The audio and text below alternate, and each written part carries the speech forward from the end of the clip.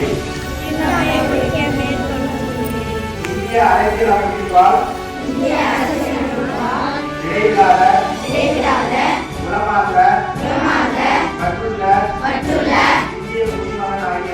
இந்திய குடிமகனாகிய நான் நமது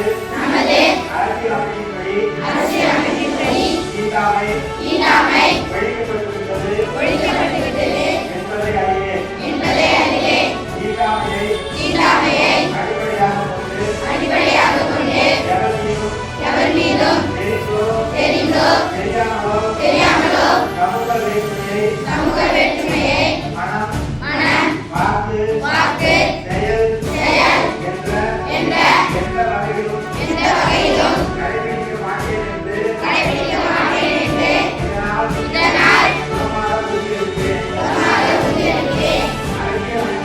அரசியல் அமைப்பின் சமய வேறுபாடற்ற சுதந்திர சமுதாயத்தை உருவாக்குவதில்